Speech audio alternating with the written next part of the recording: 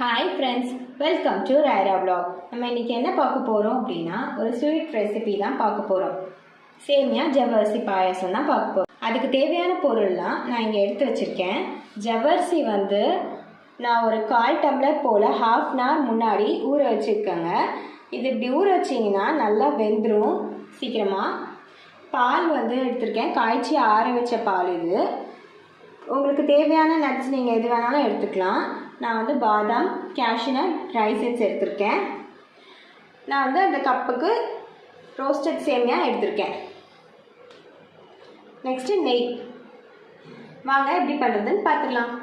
மாதிரி ஒரு பேன் மாதிரி எடுத்துக்கோங்க. அதில் நான் இத்தனோண்டு நெய் போட்டால் போதும், ரொம்ப நெய் ஆட் பண்ணாதீங்க. நம்ம சும்மா இதெல்லாம் டாஸ் பண்ணுறதுக்கு தான்.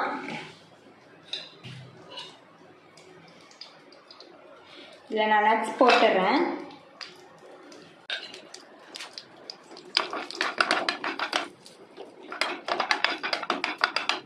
ரொம்ப கருகக்கூடாது. அந்த கேஷ்யூநட் நிறம் மாறாமல் இருக்கணும்.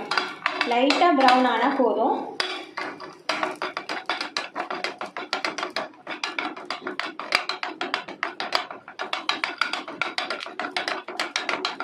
இது போதும். இந்த ஸ்டேஜில் நான் எடுத்துடுறேன்.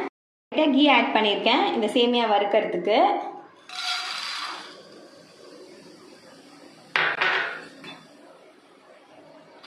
இது ரோஸ்டட் சேமியானாலும் லைட்டாக வறுத்திங்கன்னா நல்லாயிருக்கும் பாயாசம் பண்ணுறதுக்கு.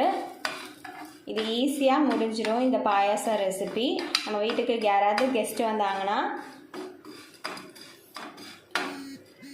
ஈஸியாக பண்ணி கொடுத்துடலாம். ரொம்ப ஈஸியாக ரெசிபி இது. நம்ம சேனலை இன்னும் சப்ஸ்கிரைப் பண்ணாதவங்க சப்ஸ்கிரைப் பண்ணிக்கோங்க. பக்கத்தில் இருக்க பெல் ஐக்கானையும் டச் பண்ணிக்கோங்க. அப்போ தான் நம்ம போடுற ரெசிபிஸ் உங்கள் நோட்டிஃபிகேஷன்ஸில் வரும்.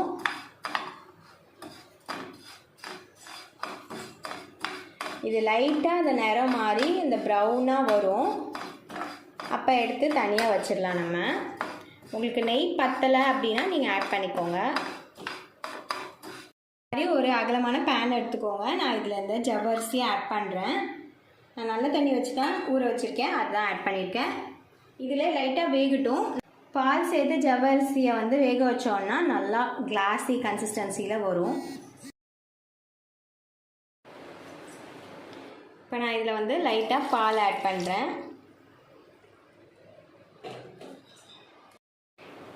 இப்போது இதில் நான் சேமியா ஆட் பண்ணிக்கிறேன்.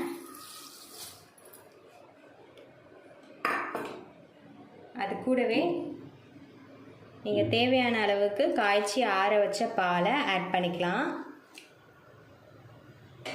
இது ரொம்ப நேரம் கொதிக்க வைக்காதீங்க, திரிஞ்சு போன மாதிரி ஆகிடும். ஸோ நம்ம எல்லாமே வறுத்து இது பண்ணது தான். கொஞ்சம் நேரம் கழிச்சு இது திக்கன் ஆயிடுச்சு அப்படின்னா பால் ஆட் பண்ணிக்கோங்க. கரெக்டாக இருக்கும். சூடான பால் ஆட் பண்ணிக்கோங்க.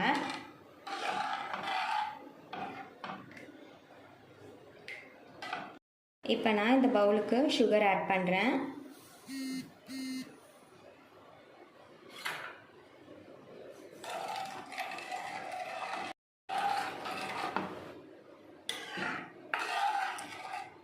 ஏலக்காய் தட்டி போட்டுக்கோங்க, நான் சொல்ல மறந்துட்டேன். ஸோ நான் போட்டேன்.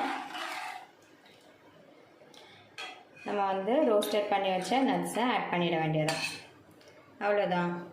ஈஸி அண்ட் குயிக்காக பாயாசம் ரெசிபி முடிஞ்சிருச்சு.